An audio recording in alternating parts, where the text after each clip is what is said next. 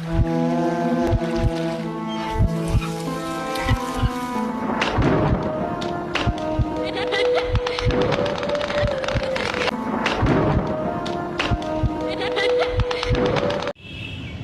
राम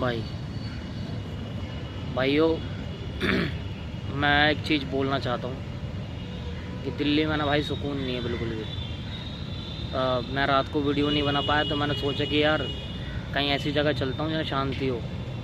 भाई कहीं भी शांति नहीं, कहीं भी शांति नहीं है। मैंने हर जगह मतलब इधर से उधर डोलते डोलते आ रहा हूँ मैं, कहीं भी शांति नहीं। मैं इंटरव्यू भी देने गया था कहीं तो मैंने लगा कि चलो इंटरव्यू दे दूँगा, उसके बाद कहीं रास्ते में कोई शांत वांत जगह दिखेगी तो मैं वहाँ पर अपना बैठ बाट के वीडियो बना लूँगा। कहीं भी शांति नहीं है। हार के एक पार्क में बैठा हूँ, वहाँ भी बिल्कुल भी शांति नहीं है। ट्रैफिक की आवाज़ आ रही है, बिल्कुल शांति नहीं है। लेकिन कोई बात नहीं, कहानी तो खैर सुनानी है तो स्टार्ट करते हैं। मैं आज जो कहानी सुनाने वाला हूँ इसका मैं किसी का नाम नहीं लेना चाहता, किसी का भी। आज मैं सिर्फ इस तरह से कहानी सुनाऊंगा आपको कि इसमें कैरेक्टर के मैं नाम ही नहीं लूँगा, किसी भी कैरेक्टर का नाम नहीं लूँगा, ठीक है। मैं सिर्फ स्टोरी बताऊंगा कि इस स्टोरी में हुआ क्या।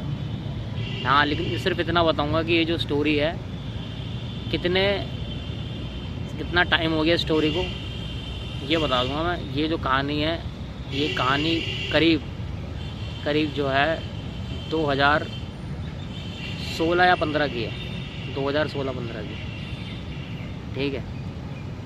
होता क्या है कि भाई एक गली में किसी की शादी होती है, रिलेटिव की किसी की। तो उस गली में जब क्या नाम है, लड़की की शादी होती है, लड़की की होती है शादी। और भाई रात को जो है बारात हो गई बहुत लेट, करीब बारात आई 12 बजे करीब, 12 साढ़े 12 बजे करीब बारात आई। थोड़ी दूर से भी आ रही थी थोड़ी, इसलिए वजह से लेट हो गई। भाई जो गली की औरतें थीं, उन्होंने भाई पहले से मेजोरिटी बना रखी थी, मीटिंग सी बिठा रखी थी कि सब चलेंगे साथ में। अब भाई गली की औरतें भाई यहाँ से, एक तो बारात भी लेट आई थी तो ये यहाँ से निकले भी सब लेट, करीब ये निकले सब 10 बजे करीब गली के अंदर से। अब ये समुदाय भवन पहुँचते हैं, वहाँ पर अपना खाना पीना करते हैं, अपना आराम से खाना पीना होता है। और उसके बाद जो है ये बारात आती है करीब रात के 12 बजे। और खाना इतना बच गया था कि मतलब बारात भी निपट गई खाने के बाद, उसके बाद भी जो है खाना बचा हुआ था। लोग अपना एंजॉय करके आ रहे थे, अपना खाना वाना खा रहे थे। भाई फिर ये हुआ, गली की औरतें थी यार, एक तो पता है मैं क्या बताऊँ, मेरा तो दिमाग इधर से उधर बटा हुआ है, स्टोरी में थोड़ा फोकस भी नहीं कर पा रहा। गली की जो औरतें थीं उन्होंने फिर बोला कि भाई एक काम कर रहे हैं, अब चल रहे हैं, टाइम हो गया ज़्यादा। और उस टाइम बज चुके थे करीब रात के 1, ठीक है। अब इन्होंने क्या करा भाई, औरतों ने समुदाय भवन जहाँ तक उनके गली से करीब होगा 3 किलोमीटर, मान लो इतना होगा। उन्होंने डिसाइड करा कि हम सारे पैदल ही निकलेंगे। अब भाई वो पैदल चलना स्टार्ट करा उन सब ने। तो उनके रास्ते में ना एक हॉस्पिटल पड़ता है और उस हॉस्पिटल की नींव डल ली थी, ठीक है। और वहाँ चौकीदार वगैरह बैठा हुआ था। होता क्या है, जब वो औरतें वहाँ से घर की तरफ निकलती हैं सारे, और औरतें थी कम से कम 14-15 लोग थे वहाँ पे, औरतें वगैरह थी, भाभियाँ थी, औरतें थी और छोटे बच्चे भी थे उस मेच्योरिटी के अंदर। जब वो वहाँ से निकलना शुरू हुए तो एक लड़की थी जिसने पीछे मुड़ के देखा था, और उसको एक औरत दिखी थी।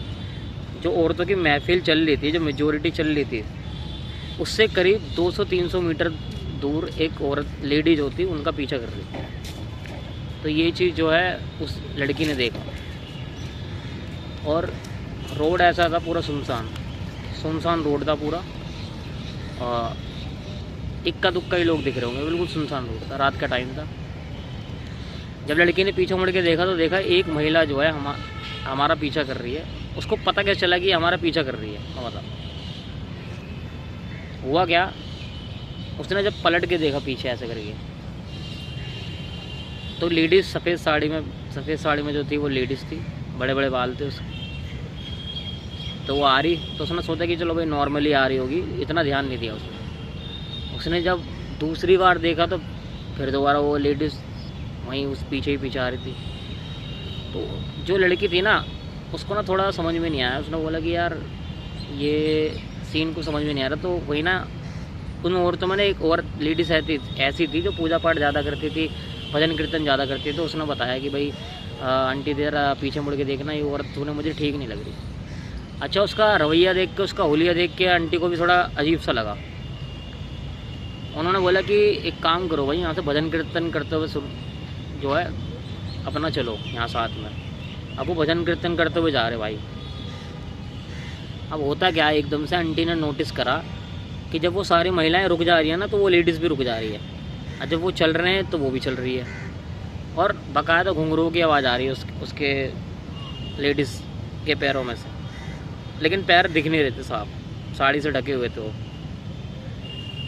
अब भाई वो चले जा रहे, वो भी पीछे औरत लगी हुई है उनके भाई, बहुत मतलब डरे हुए थे, सारी औरतें बहुत डरी हुई थी, भजन कीर्तन करते हुए जा रही हैं। होता क्या है कि रास्ते में कब्रिस्तान पड़ता है। जैसी कब्रिस्तान पार हुआ और महिलाओं ने पीछे मुड़ के देखा, वो जो औरत उनका पीछा कर रही थी वो औरत गायब हो जाती है भाई। कब्रिस्तान ख़त्म होते ही वो औरत गायब हो जाती है, पता नहीं चलता कहाँ गई। सबकी हालत और ख़राब हो जाती है कि भाई ये तो पक्का कोई साया ही था, कोई भूत प्रेत था या कोई चुड़ैल वुड़ैल थी, ऐसे कुछ था।